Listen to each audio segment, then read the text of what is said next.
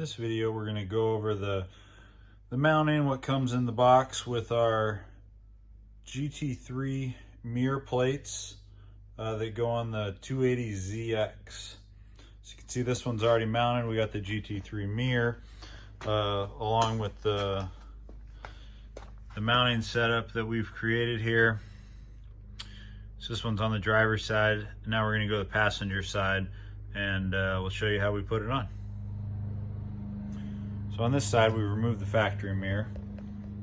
You can kind of see underneath it, the paint and stuff's not particularly great. We got these larger hole openings here. This one generally has a hole as well. We've already put an M6 riv nut in this. And so that'll be one option, is that you can put an M6 riv nut in this hole. Don't have to do any drilling on that part because it just fits right in as long as you got the riv nut tool to crimp it in.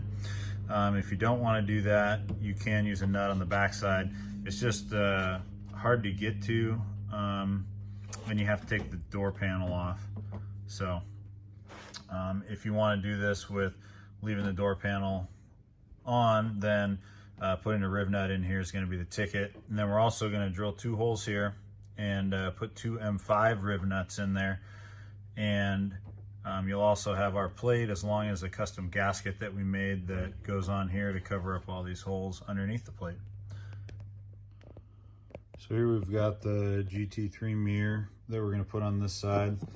Here's the powder coated plate that we're going to use to mount it, as well as the foam gaskets that we're making for this. So what we're going to do here is we're going to line this up with this hole, just like this, and you're either going to, like in our case, we're going to just thread in the screw, or if you're choosing to use a nut instead of the riv nut, then you'll put that on the back side. So I'll do that now. Okay, so what I did here was I tightened this screw in so that way I can get it to hold it in place. It still has some movement here, and what I want to do is line this up so it's nice and straight across the top here. So yeah, once I get that aligned how I want it, I might snug this down even just a little more, keep it less likely from spinning. Then you can use several things, but I'm going to use a center punch here and line up in the center of this hole, give myself a punch. And in this one, because we're going to be drilling these holes for the M5 riv nut, which I'm using a 7mm drill bit, and so we can, again, make sure you're not pushing and going to jam through on the inside of this, but you have some clearance back there, so we can actually take it and drill it just like this, or we can take this back out, line up to our center punch, and drill the holes. So I'm going to go ahead and drill those holes right now.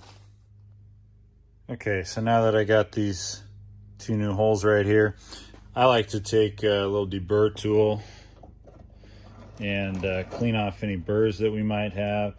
It's really probably not necessary, but I just like to ensure that I'm not going to get myself cut.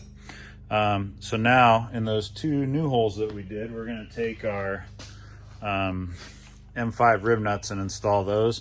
I'm using the Pop Pro set, but there's definitely less expensive riv nut tool options. Take a look at our riv nut installation video if you have questions about that.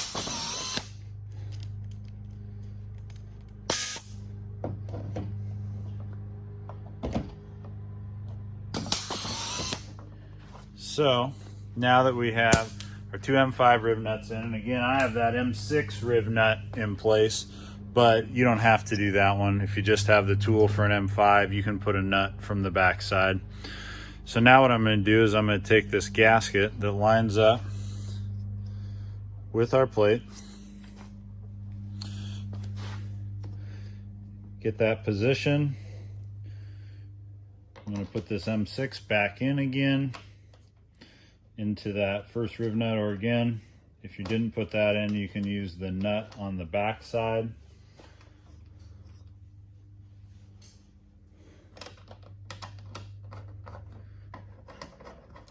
Now, one neat trick.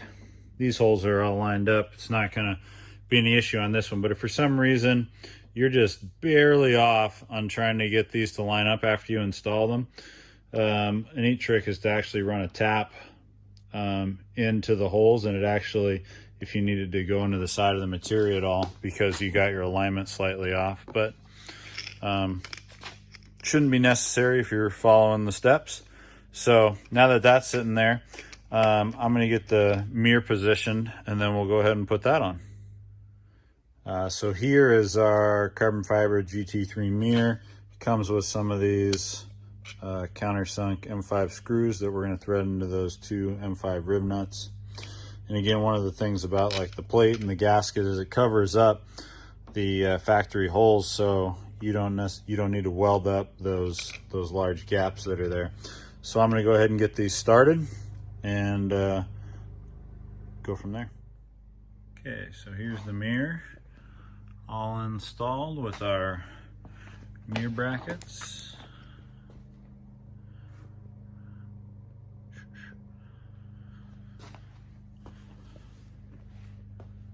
And these are available from Skillard.com.